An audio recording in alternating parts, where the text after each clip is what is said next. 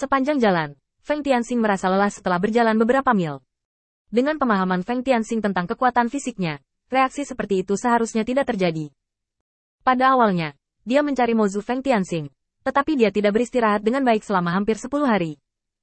Bahkan jika itu adalah ras manusia yang berolahraga secara teratur, pada usia remaja, jika Anda tidak beristirahat dengan baik, Anda hanya dapat mendukungnya paling lama 3 atau 5 hari. Kekuatan tubuh iblis terbukti. Sekarang saya hanya berjalan beberapa mil.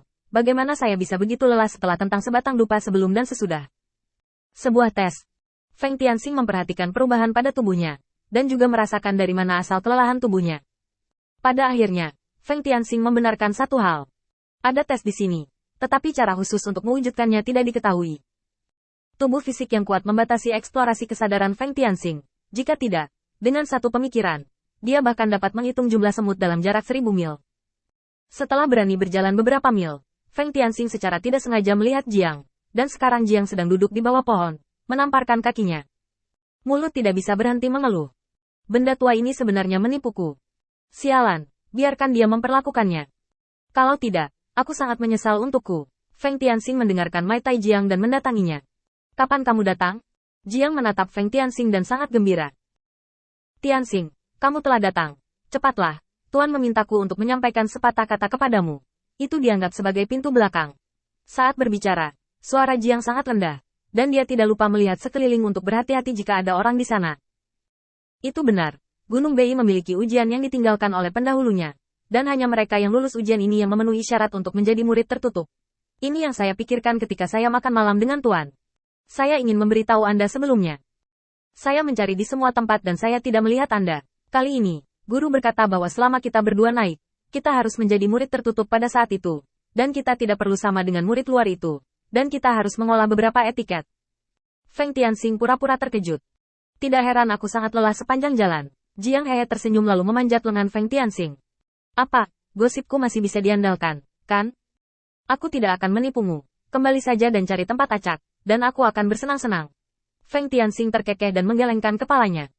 Oke, ayo naik dan bicara. Di puncak gunung saat ini, Jia Luo dan beberapa orang kuat sedang menunggu di puncak gunung. Orang-orang di sekitar semuanya kuat dan agung, terutama iblis yang berdiri di samping Jia Luo, yang tingginya hampir 3 meter penuh dengan penindasan.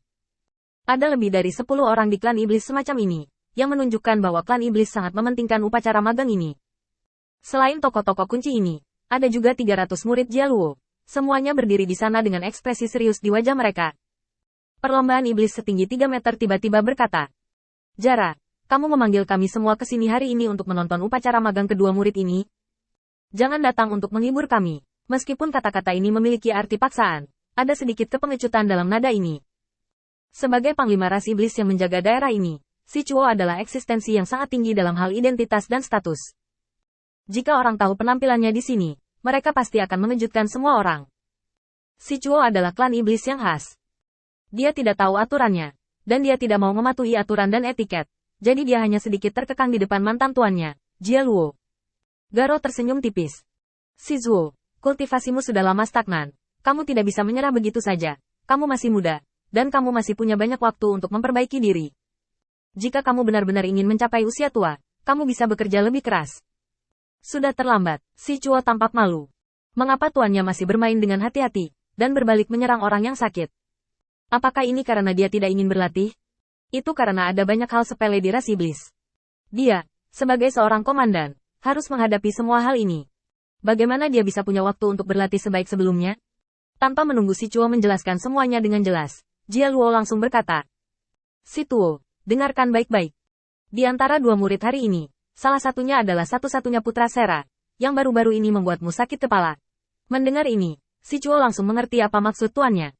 Di mana upacara magang diadakan hari ini, jelas untuk memperkenalkan junior ini kepada mereka, dan biarkan mereka berhati-hati saat melakukan sesuatu di masa depan, agar tidak menyakiti hati tuannya secara tidak sengaja. Memikirkan kembali dengan hati-hati, ada banyak sekali jenius dari puncak Gunung Bei, tetapi ini adalah pertama kalinya sang guru dapat hadir secara pribadi, diawasi, dan secara khusus memanggil begitu banyak murid. Jelas bahwa tuannya peduli dengan orang ini. Si Chuo menghela nafas. Aku tahu apa maksud tuannya. Untuk sementara aku akan menekan pengepungan dan penindasan Sera, tapi aku bisa menyembunyikannya untuk sementara. Tapi aku tidak bisa menyembunyikannya sepanjang waktu. Sera masih tumbuh. Jika kamu bisa menghadapiku di masa depan, apa yang harus saya lakukan? Jia Luo langsung menatap kosong pada si Chuo. Bagaimana itu baik? Ambil otakmu dan pikirkanlah. Masih ada adik laki-laki yang terlibat antara kamu dan Sera. Dan Sera mencintai putranya seperti kehidupan. Jadi, di masa depan, perlakukan adik laki-lakimu dengan baik. Apa manfaatnya? Apa manfaatnya? Bisa, dibandingkan dengan adik laki-lakimu. Ucapkan saja sepatah kata pun di depan Sira. Si Chuo menepuk kepalanya dan tersenyum. Ya, Master memberiku pelajaran. Jadi aku hanya akan mengatakan, Master pasti tidak ingin menyakitiku. Tidak perlu untuk itu. Ketika semua iblis mengira itu hanya sebuah proses, Garo dengan santai memerintahkan. Mulai sekarang, setiap kali sebatang dupa lewat, sarana di gunung ini akan berlipat ganda. Saya ingin Anda melihat keadaan mereka di bawah ujian yang sebenarnya. Kata-kata ini menunjuk ke pria di samping sengaja atau tidak sengaja. Itu tidak lain adalah Master nominal Feng Tianxing dan Jiang. Song Yu juga tampak tak berdaya saat ini. Dia jelas memberitahu Jiang secara diam-diam, mengapa dia melewatkan intinya. Kembali dan beri anak ini pelajaran yang bagus. Sekarang saya hanya bisa berdoa agar mereka berdua berhasil menyelesaikan perjalanan ini. Namun, tidak lama setelah pikiran Song Ji jatuh, dia melihat dua orang berlari kencang di hutan lebat di kejauhan, dan matanya tiba-tiba berbinar. Lihatlah Jia Luo, itu adalah kedua anak laki-laki itu. Jia Luo tertegun sejenak, dan melihat dengan cepat. Meski masih ada jarak, Jia Luo masih mengenali aura kedua orang itu dengan jelas. Segera, Garo gelisah. Bagaimana situasinya? Ketika mereka bersekongkol sebelumnya, bukankah mereka berencana untuk menghemat energi dan mendaki gunung secara perlahan? Bagaimana ini bisa terjadi?